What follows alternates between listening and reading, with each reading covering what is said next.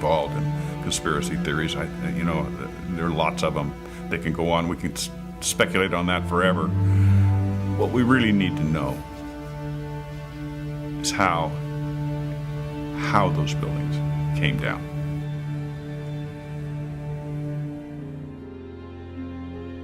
My husband Steve was 48 years old when he was killed on September 11th, 2001. He was in the North Tower on the 104th floor. There are so many unanswered questions, and that's scary to me. We never had answers.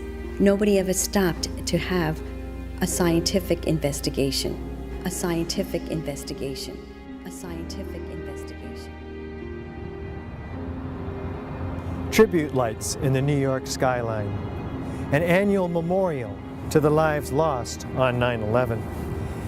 Yet there's still more light that needs to shine, revealing truths that their family members deserve to know. September 11th, 2001, a day that changed history. 4 planes went silent and off course. 2 of those planes crashed into the World Trade Center Twin Towers. Several columns were severed, and the jet fuel ignited fires that spread over several floors.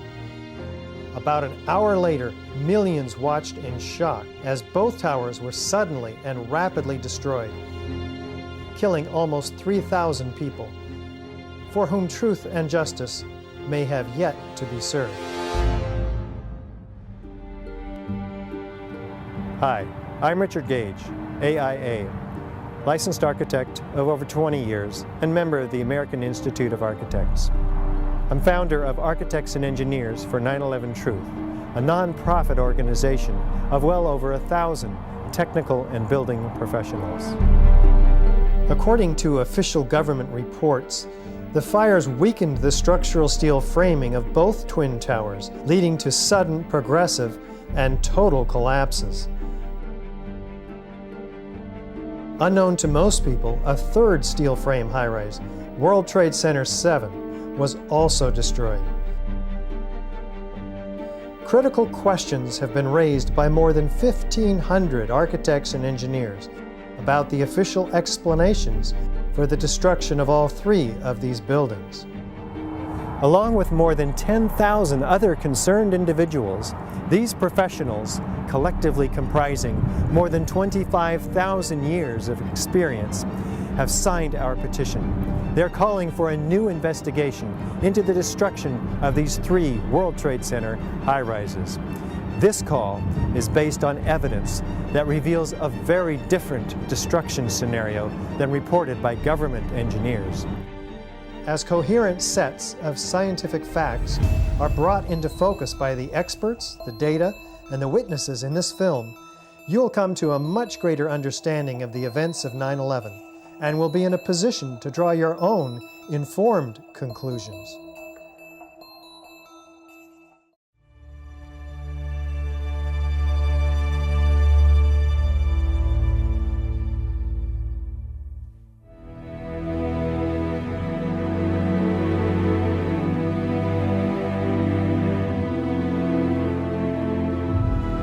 The new World Trade Center, Building 7, looms above the site of its original. Building 7 was a 47-story high-rise, not hit by an airplane. Yet, it was the 3rd modern steel frame skyscraper to collapse rapidly and symmetrically on 9/11. It was a football field away from the North Tower and sustained minor damage from falling debris. Building 7's precipitous collapse was blamed on normal office fires. I'm Steve Barish, founder and president of Barish Architects and Associates, Inc., a 33-year-old architecture, planning, and engineering firm. One of the things that really interested me is how quickly the Tower 7 fell. It fell within 7 seconds approximately from top to bottom. This building was built in the mid-'80s and met all the codes at the time. From about 1965 until about 1985, most of my experience has been in high-rise, multi-story steel buildings. NIST would have us to believe that these were was a typical office fire, scattered office fires, if you will, that brought this building down. Since the mid-60s, I've tried to follow high-rise fires because they're something we worry a lot about as we design these buildings. And I'm not aware of any high-rise building that have come down as a result of fires. The coup de grace for me was when I found out that Building 7 had collapsed later that day.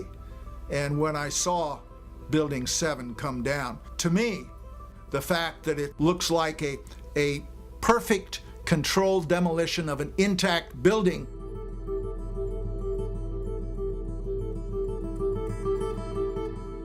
I mean, that's what I call a smoking gun.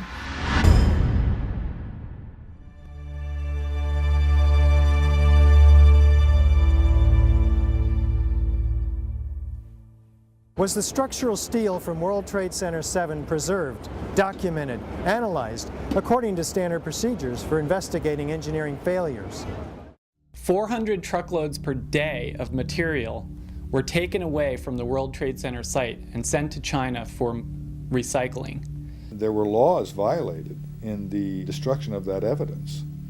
And for the American Society of Civil Engineers to ignore those events is extremely disturbing and is a violation, in my opinion, of their professional code of ethics. It was contrary to the way all investigations are done. If an airplane crashes, they seal off the entire area, nobody touches anything, they move it to a secure location, and they reconstruct an aircraft. Normally, when you have a structural failure, you carefully go through the debris field, looking at each item, photographing every beam as it collapsed and every column where it is in the ground, and you pick them up very carefully and you look at each element. We were unable to do that in the case of Tower 7. You can't do science when you are deprived of the evidence and when your hypothesis is the least valid instead of the most likely. When the most likely hypothesis in the case of Building 7 wasn't even mentioned. This is not science. It's trying to prove preconceived ideas.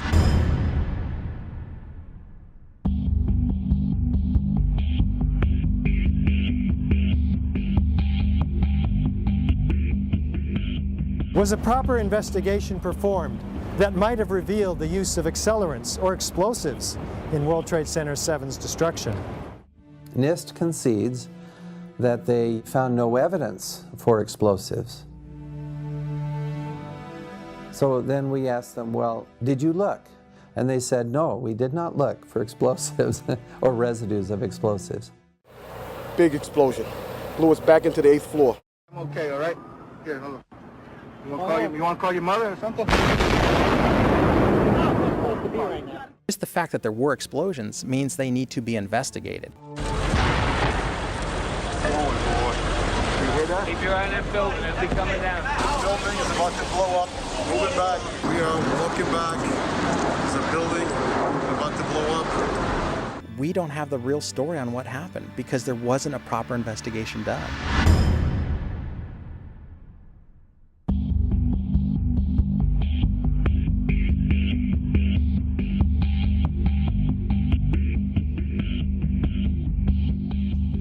World Trade Center 7 collapsed because of fires fueled by office furnishings. It did not collapse from explosives or from fuel oil fires. As reported by the New York Times, engineers were baffled by the collapse of Building 7. Since no steel frame high-rise has ever completely collapsed due to fire, how are we to understand this mysterious event? High-rise buildings simply do not collapse due to fire. There has never been until 9/11 an experience where a high-rise building that was steel frame completely collapsed. There have been fires burned longer in similar structures without any collapse. This claims the fires were very large, very hot, and long-lasting, when in reality, observation, which has been researched by many people, shows these fires did not last very long. They were not in the locations where NIST claims they were at given times. I'm a fellow of the American Institute of Architects. For the 40-plus years that I've been practicing architecture, I've designed a variety of buildings from small houses to high-rise office buildings. Some of the high-rises that I've worked on are 1 shell and 2 shell here in Houston. I was project manager for a 22-story office building in Akron, Ohio. Later in the day, when World Trade Center 7 collapsed, they had already showed us pictures of a few fires in that building, and I mean, they weren't even raging. And how could that cause a building to collapse as if it were imploded? Couldn't happen.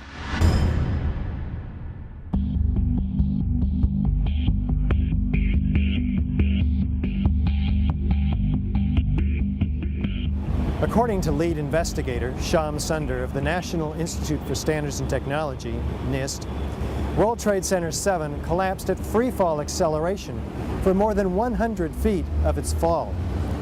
What does the speed of the collapse reveal to us? Essentially, in less than 7 seconds, Tower 7 came down upon itself. It's just like taking your car keys out and just dropping them. That's how fast the building came down, for over 100 feet. And the only way you can get that is when there's zero resistance.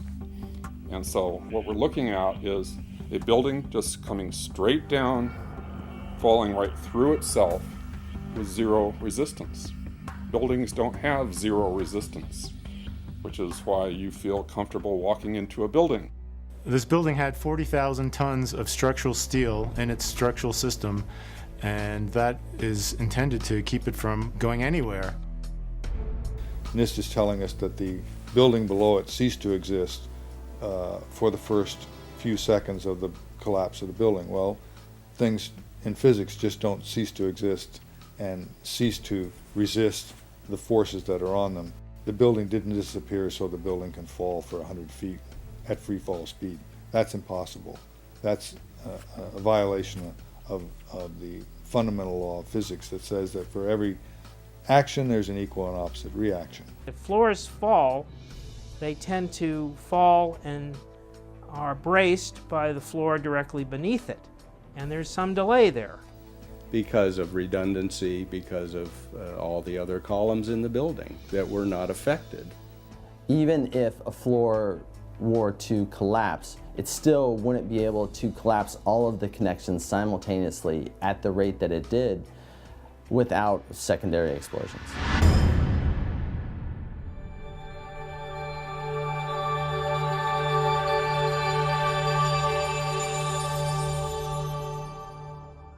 We might anticipate that an unevenly damaged building would fall over. Yet, videos of the collapse of Building 7 show a fairly symmetrical fall. How do we make sense of this? If the buildings had come down by fire, we would have seen a more natural progression of collapse. And clearly a more asymmetrical pattern should have been present.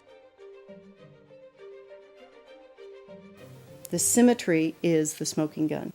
It cannot happen that when you have asymmetric damage, you will get a perfectly symmetrical collapse. The exterior columns on the outside as well as on the inside at the bottom would have to be severed almost at the same time. I worked for Controlled Demolition Incorporated, CDI, the top-rated explosives demolition firm in the world. What I saw, it was a classic implosion. The center of the core, the penthouse area, starts to move first, and then the building follows along with it. That's another indicator that this NIST report is very suspect. When it's all finished, the outside walls are piled one on top of the other right in the middle of the building. Just like a house of cards if it were coming down. According to NIST, the failure occurred at column 79 on level 12. This means basically they're talking about a single columnar collapse or failure that resulted in a total collapse of the building. That just does not make any sense.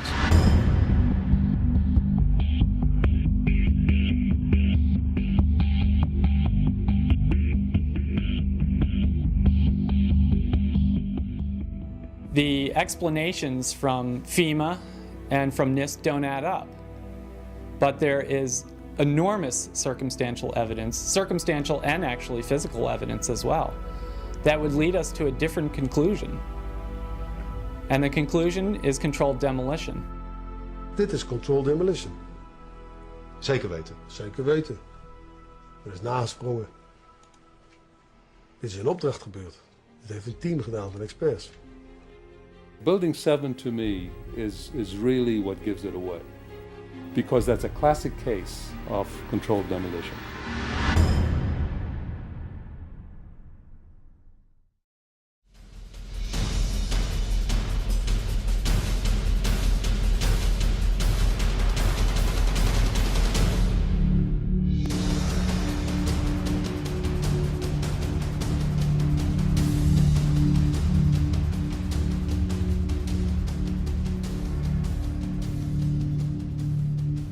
This is the original site of the World Trade Center Twin Towers. Construction is now underway where dramatic new facilities are being erected. Just 10 years ago, the planes hit the towers, cutting through some exterior and interior supporting structural steel columns. The fuel from the planes ignited office fires across several floors. According to the official reports, the structural steel frame was weakened and failed, causing a total progressive collapse of each tower. Does the official explanation make sense? Was there a comprehensive investigation that examined all of the evidence? I walked into the office and the first words that I heard was, "A plane's just run into the World Trade Center." And my initial thought was, well, that's okay. It's built to withstand a 707. It did not seem possible that these towers that were designed to withstand the impact of a 707 could possibly collapse in such a short order of time from the time that they were hit. The majority of the jet fuel was burnt up instantly in the big fireball, and it was gone. The fires that were left were office furnishings and carpet and things like that. A lot of things in these kind of buildings have to be fire resistant by nature. It's required by code. So there really isn't a whole lot of fuel in there to begin with. The media portrayed these fires as being extremely hot, but the fires were not that hot in World Trade Center 1 and 2. If you look at the NIST zone data, you could see this. And to use our own powers of observation, you could tell by seeing these fires and seeing black smoke come out the windows. That means that the fires were oxygen starved, and it was incomplete combustion. And so it was a low temperature fire. The heat from the fire supposedly softened the steel and thereby brought the buildings down. If you have a flame at 750 degrees, you can hold that flame under a steel beam forever, and you'll never reach a high enough temperature to bend steel, let alone melt it. So immediately I knew at that point that the official explanation was dead wrong.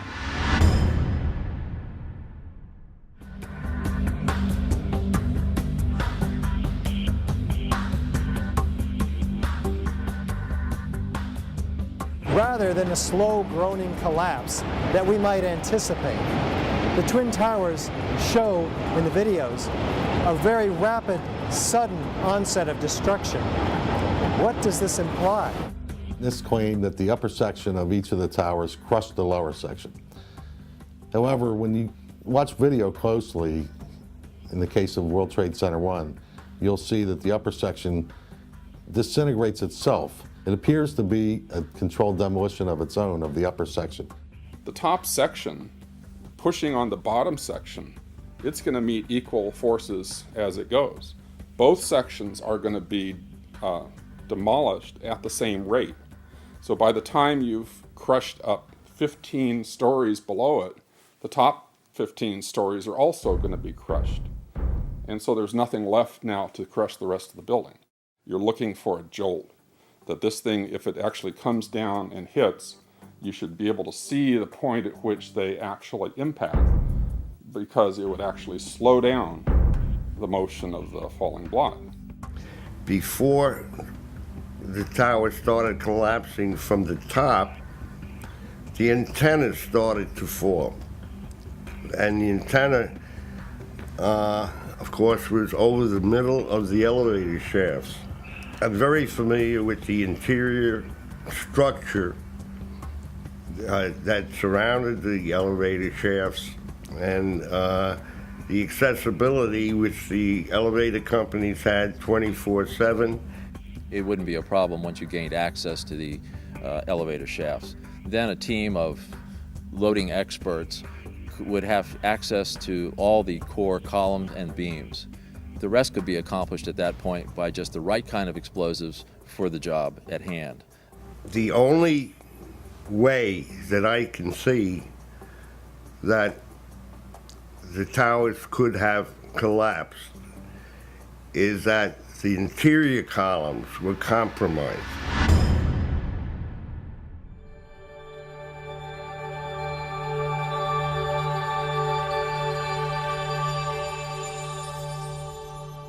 Over 100 first responders reported sounds of explosions and flashes of light at the onset of destruction of both towers.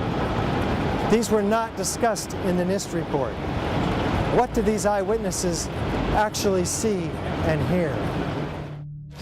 As we were getting our gear on and making our way to the stairway, there was a heavy-duty explosion inside the lobby. We stuck on the stairs for a while. We finally got down to the lobby. Then we get to the lobby, it was this big explosion. There were numerous secondary explosions taking place in that building. There were continuous explosions. Floor by floor, it started popping out. It was if they had detonated. Yeah, detonated. They were planned to take down a building. Boom, boom, boom, boom, boom, boom, boom. And it just started going pop. It just started going boom, boom, boom, boom, boom. And he goes, how fast? I go like firecrackers. They're reporting exactly what I would expect. You're hearing boom, boom, boom, boom, boom, waves of explosions going off, not one massive big boom. There's so many videos of witnesses from that day that report explosions. There's radio transmissions from the FDNY. We have the transcripts that were recorded, back in 2001 of all these firefighters and first responders reporting explosions. This testimony should have caused the presumption that there was a good chance explosive residue would be found and justified testing for it, rather than the opposite. It doesn't look like a collapse. It's like a huge mushrooming, billowing kind of an event. That whole thing looks nothing like a building falling down. It's a building being blown up. That's what the physics shows. Yet they refuse to consider the possibility that explosives or some other form of demolition device could have been used to cause the collapses of the towers. And the fact that controlled demolition is consistent with all the available technical evidence. And the response to that request for correction is NIST simply saying they're unable to provide a full explanation for the total collapse, even though that was their task given to them by Congress.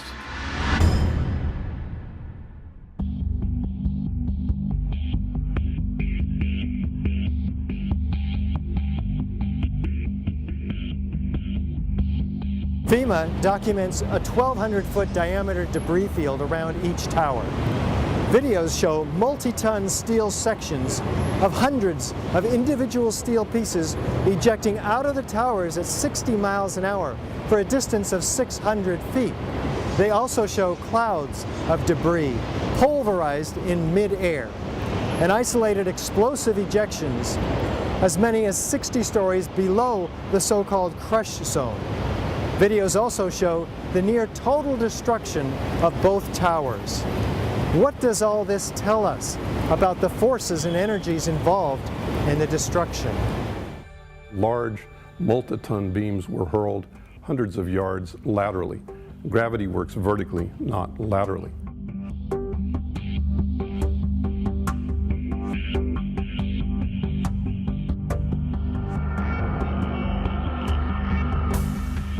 So something's happening to throw these things horizontally at those kinds of speeds. And here it is trailing white smoke the whole time. It really is indicative of some kind of explosion. The individual explosions that I noticed 20 and 30 and 40 stories below the collapsing structure. And naysayers tend to say, well, that's just air being blown out the windows. I mean, it doesn't really work to say it's just air pressure. And I've estimated these are coming out faster than 100 miles an hour. As an architect, I would expect to see larger portions of the building floors, the decking, the steel decking, the concrete topping, much larger remnants of what the structural components of this building was. What happened to the concrete? The concrete was pulverized, and I was down here Tuesday, and it was like you were on a foreign planet. All of Lower Manhattan, not just this site, from river to river, there was dust, powder, 2-3 inches thick. The concrete was just pulverized.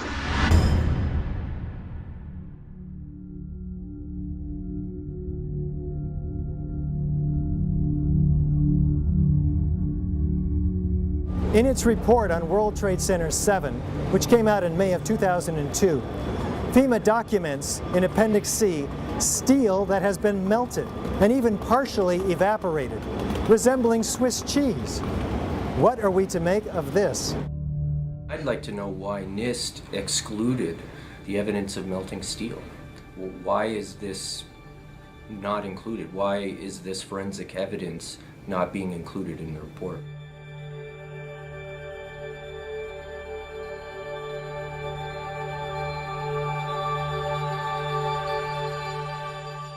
First of all, let's go back to your basic premise that there was a pool of molten steel.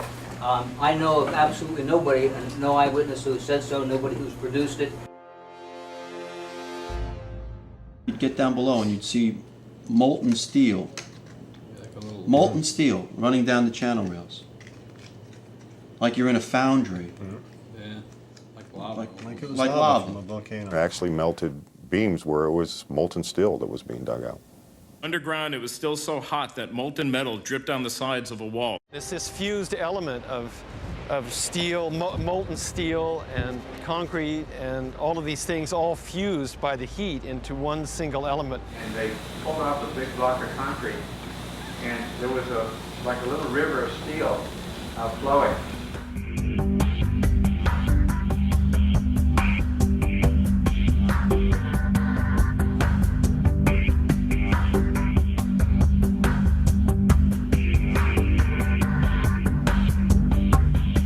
Many witnesses, firemen, and lots of people described the flowing molten metal, iron or steel, at extremely hot temperatures. And John Gross categorically denied their observations, so that because their observations don't fit his preconceived notion, he not only ignored evidence, he denied evidence.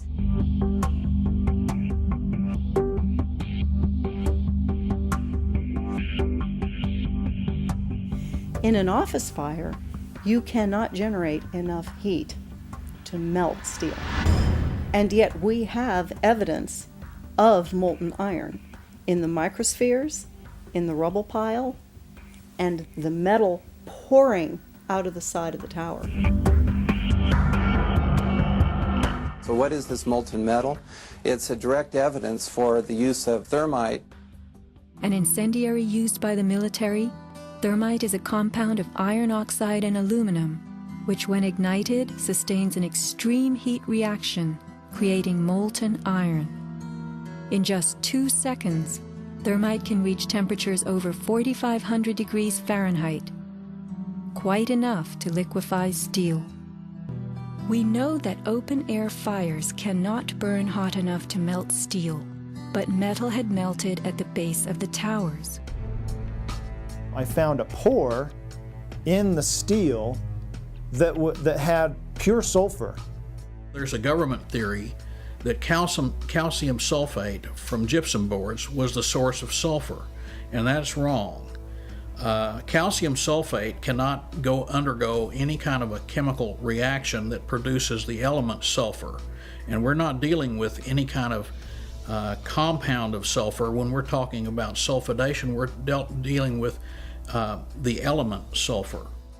There's a version of thermite called thermate, which has sulfur in the thermate. And what the sulfur does is it's sort of like salt on ice. And it just basically makes the steel melt at a lower temperature.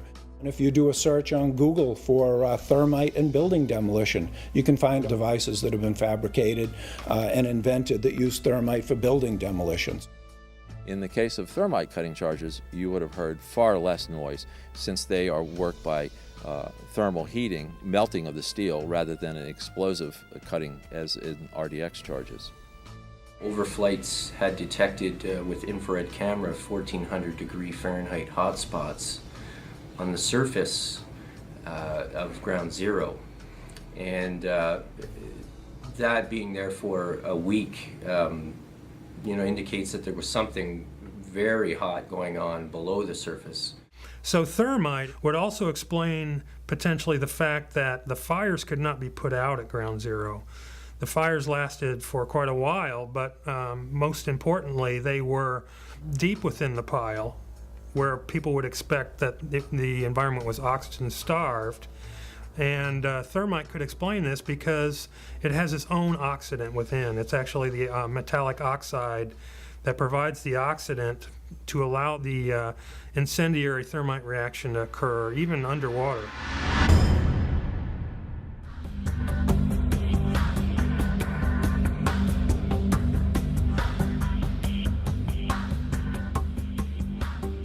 As much as 6% of the World Trade Center dust consisted of tiny, previously molten iron spheres.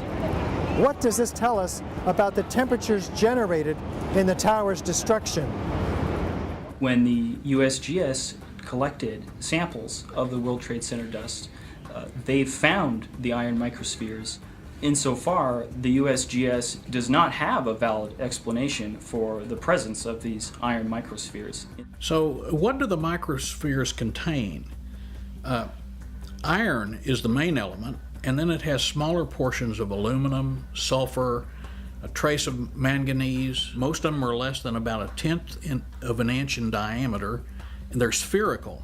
And they're found in all of the dust blown out of the buildings during collapse, no matter where in Manhattan that dust is picked up. You must have had a much hotter heat source for you to get 2,700 degrees Fahrenheit in order to melt the iron to get these molten spheres. Your heat source must be something like a chemical reaction, an exothermic chemical reaction that reacts, in the case of thermite, reacts at 4,500 degrees Fahrenheit. My contention, based on finding thermite residue in the dust, is that it happened before. It didn't happen after in the fires that ensued in the rubble pile afterwards. It's all the characteristics of the microspheres, along with what I see in the attack of the beams that were actually found, tell me that thermite was involved in melting those steel beams.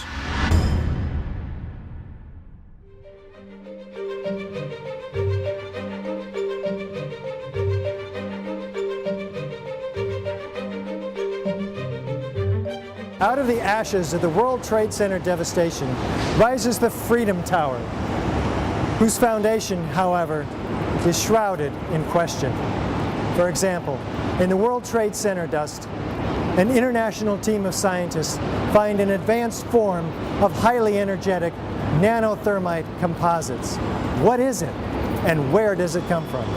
In the dust, we found what we characterize as unreacted thermitic material in the shape of some very tiny red-gray chips. And in the reaction they produce molten iron, which is the prime indication of a thermitic reaction. And such a reaction can be used to destroy steel structures. What we have found is a modern version of thermite, which we call nanothermite, which is produced in a different way. It is not just two powders being mixed. The material is actually built from the atom scale up. We call it the bottom-up procedure, which is what you do in nanotechnology. The ingredients are much smaller, which means they're reacting faster and they're more easily ignited. The primary elements in the red material are aluminum, iron oxide, as well as silicon and carbon. The iron oxide appears in faceted grains, approximately 100 nanometers across.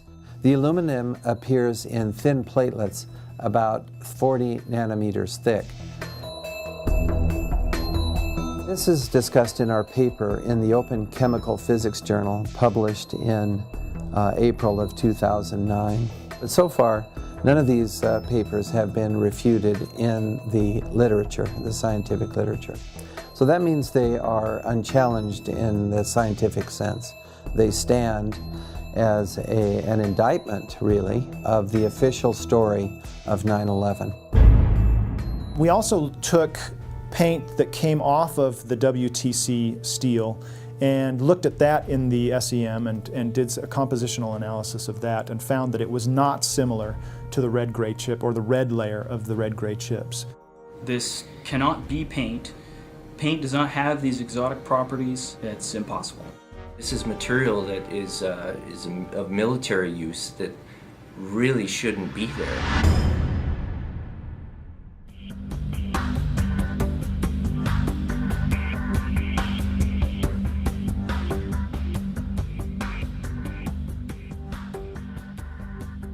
You don't need to be an engineer or an architect to see what happened to those buildings.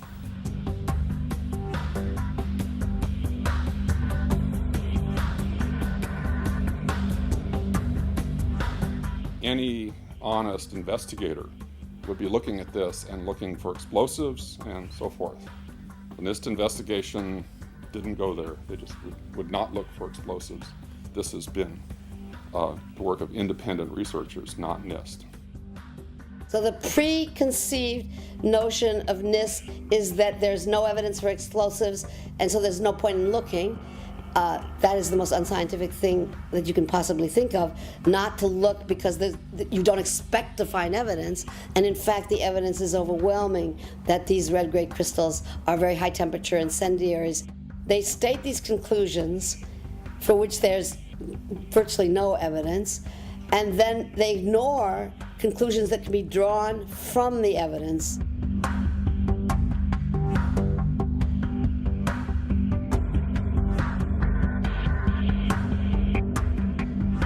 The only way that a building can accelerate as it collapses is by having pre-engineered, precisely timed, and precisely placed explosives. In other words, controlled demolition. We have a professional responsibility, and I urge every engineer and architect and demolitions expert and anybody that has any knowledge in this field to examine the evidence and stand up and be counted, because the rest of the world is depending upon us. We know we've been lied to about 9/11. We don't know for sure who did it. We don't know exactly how they did everything. And that's why we need a new investigation to find out. We do know that there was a massive cover-up, that there was evidence hidden and destroyed. The American people absolutely need the truth of 9/11.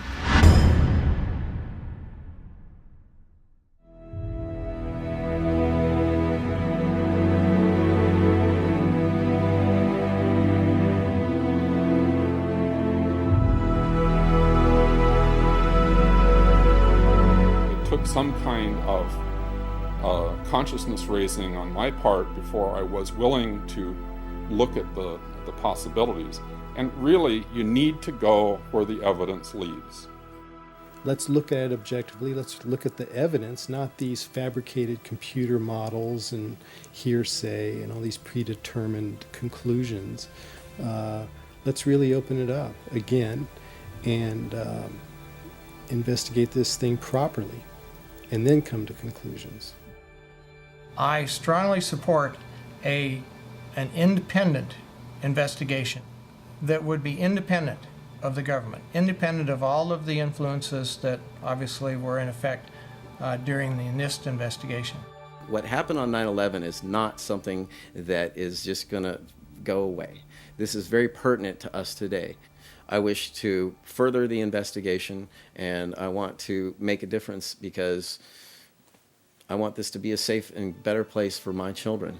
Signed the petition on the Architect and Engineers 9/11 Truth website, mainly because I wanted to stand behind the families that lost people on 9/11. The 9/11 Truth movement was started by the families that lost loved ones on that day. And they were all out there alone, screaming for help.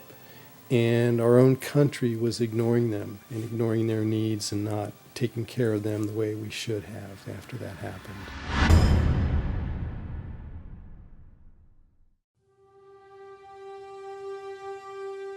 Most of us who have lived with the events of 9/11 have, as a result, experienced some kind of trauma. It can be very difficult to come to terms with what actually happened at the World Trade Center. In fact, someone told me recently, "I wouldn't believe what you're telling me even if it were true." Our petition signers with psychological expertise have stepped forward to offer their insight. While this segment is clearly outside the knowledge base of the architects and engineers for 9/11 Truth, these experts in psychology highlight their valuable experience for us as to why this evidence can still be so difficult for people to accept. As we know, the horrors of what happened on 9/11 were televised all over the world, and they were televised, in fact, live. We witnessed the deaths of almost 3,000 of our fellow Americans. We know this had a very severe and traumatic impact on a majority of the population. At this point, we have 9 years of hard scientific evidence that disproves the government theory about what happened on September 11th, and yet people continue to be either oblivious to the fact that this information exists or completely resistant to looking at this information. So the question becomes why? Why is it that people have so much trouble hearing this information? From my work, I think we would be remiss not to look at the impact of trauma. Many people respond to these truths in a very deep way. Some have a visceral reaction like they've been punched in the stomach. To begin to accept the possibility that the government was involved is like opening Pandora's box. If you open the lid and peek in a little bit, it's going to challenge some of your fundamental beliefs about the world. If we can think of our worldview as being sort of our mental and emotional home, I think all of us will do just about anything to defend our homes, to defend our families. And so I see that with people, and I saw that with myself when my brother tried to talk with me about it, of don't mess with me, don't mess with my home, don't mess with my comfort with how things are. About a week later, I read a lengthy article by Professor Griffin about why he believes the official account of 9/11 cannot be true. And it was a very well-researched article. It was in my office at the time. I sat there and I felt my stomach churning. I thought maybe I was going to be sick. And I leaped out of my chair and ran out the door and took a long walk around the block, around several blocks, and just broke down. I understand now that what was happening was my worldview about my government being in some way my protector, almost like a parent, had been dashed, and it was like being cast out into the wilderness, I think is the closest way to describe that feeling. And I sobbed, felt like the ground had completely disappeared beneath my feet. And I knew at some point during the walk that I knew that I was going to have to become active in educating other people about this, that for me to retain any sense of integrity, I was going to have to take some action. I couldn't just let something like this go. When we hear information that contradicts our worldview, social psychologists call the resulting insecurity cognitive dissonance. For example, with 9/11, we have one cognition, which is what the official story of 9/11, what our government told us, what our media repeated to us over and over, that 19 Muslims attacked us. On the other hand, we have what scientists, researchers, architects, engineers are now beginning to tell us, which is that there is evidence that shows that the official story cannot be true. So now we've lost our sense of security. We are starting to feel vulnerable. Now we're confused. 9/11 Truth challenges the beliefs that our country protects us and keeps us safe, and that America is the good guy. When your beliefs are challenged, fear and anxiety are created. In response to that, our psychological defenses kick in, and they protect us from these emotions. Denial, which is probably the most primitive psychological defense, is the one most likely to kick in when our beliefs are challenged. And it's a very, very uncomfortable state to be in. And eventually our mind shuts off. Just like when a computer is overloaded, our minds get overloaded. We can't handle it anymore and we shut down. And what some of us will tend to do is deny the evidence that's coming our way and stick to the original story, the official story, and to try to regain our equilibrium in that way. Another thing we can do is decide to look at the conflicting evidence and be sincere and be open-minded and look at both sides of the issue and then make up our own mind about what reality is. Here are a few of those spontaneous initial reactions to hearing the contradictory evidence about 9/11. I don't want to know the truth, or I'd become too negative and psychologically go downhill. I'm not sure I want to know. If this is true, then up would be down and down would be up. My life would never be the same. Fran, I refuse to believe that many Americans could be that satanically treasonous. Someone would have talked. But these are beliefs. They are not scientific facts. But these beliefs do keep us from looking at the empirical evidence. Whenever we say, I refuse to believe, we can be sure that the evidence that's coming our way is not bearable and that it's conflicting with our worldview much too much. As I thought about all of these responses, I realized that what is common to every one of them is the emotion of fear.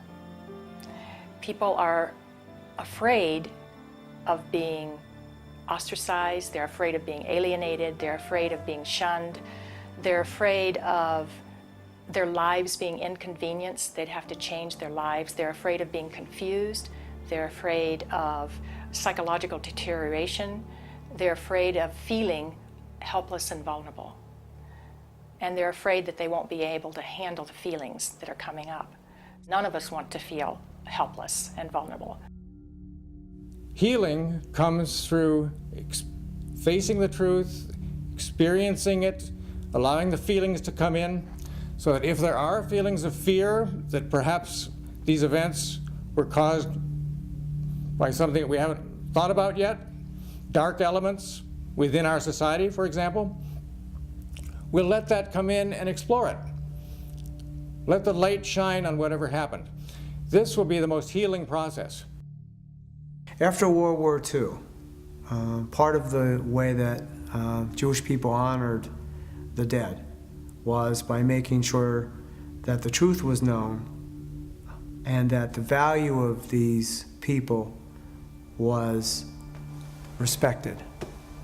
Not pursuing the truth about 9/11 disrespects the value of the life of the people that died. Thinking that we're above such things, that it could happen in other countries, but it couldn't happen here, that's a lack of humility, and that's excessive pride. And so not being able to see our dark side or our weaknesses is the most dangerous thing. A feature of American history that makes us particularly liable to this pride is this notion that's called exceptionalism, that America is the exceptional nation. And that began from the beginning. As this country was formed, the people would say, well, there was so much evil in the European countries, so much cheating, so much lying, so much using the people for the rulers' purposes, but not in America. We have leaders that are free from those sins. So I think this has made 9/11 particularly difficult for Americans. So we need to understand that questioning is patriotic. Questioning is what we're supposed to do as citizens. That's our duty. When something like 9/11 happens, we need to be sure that we have a real investigation into who the perpetrators are, and then we need to be sure that those perpetrators are held legally accountable. It's part of the healing process on the individual level as on the collective level. We need the truth in order to heal.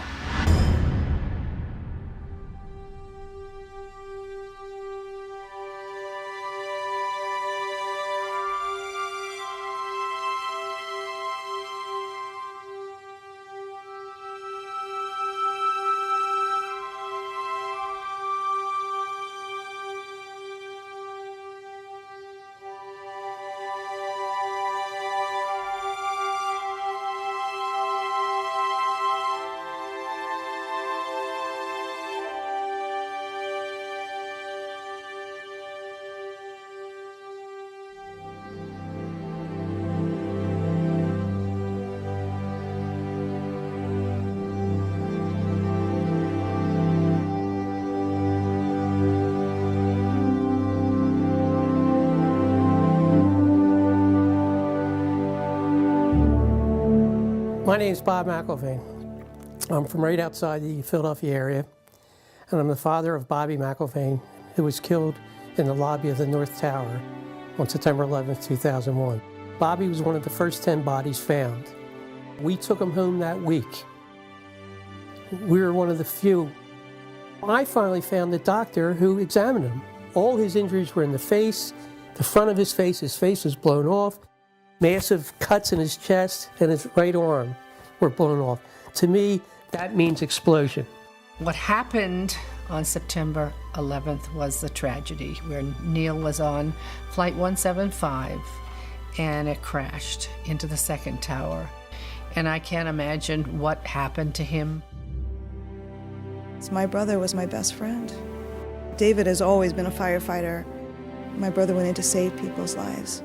I'm a family member trying to find out the answers to the murder of 3,000 plus people. I'm Jane Policino. My husband Steve was 48 years old when he was killed on September 11th. I have no identification. Why is that? It seems to me we should know why over 1,000 victims there are no trace for, and no identification, no trace of over 1,000 victims. Just a few years ago, they were still finding body parts on the roofs of buildings. What is that? We should know why there are over 700 bone fragments found on the top of Deutsche Bank building less than a half an inch long. We should have that information. Why were they up there? Why weren't they found? What kind of explosion was there? And the explosions were brought up many a times, talking to firemen, talking to medics, talking to everyone. Everybody talked about these explosions. I want the officials that are in power to ask the questions. I want answers. Please look at architects and engineers. People all around the world, scientists, all around the world are questioning this. When you bring science into the equation, that's so important because you can't argue against science. And there's some deep, deep explaining to do. The bottom line is that it needs to be investigated properly. We will never heal. This country will never, ever, ever forget that day. We have to demand a new investigation. I want justice here.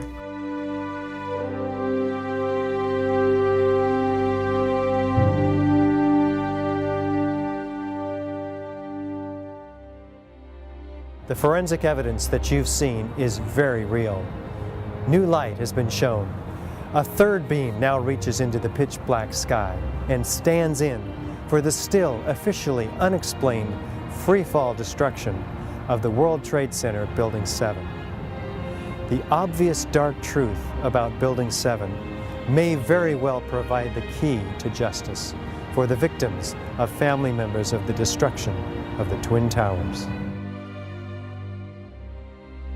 The country owns this. We were all victims. You all should want answers. It's not just ours, not just mine. We all lost something that day.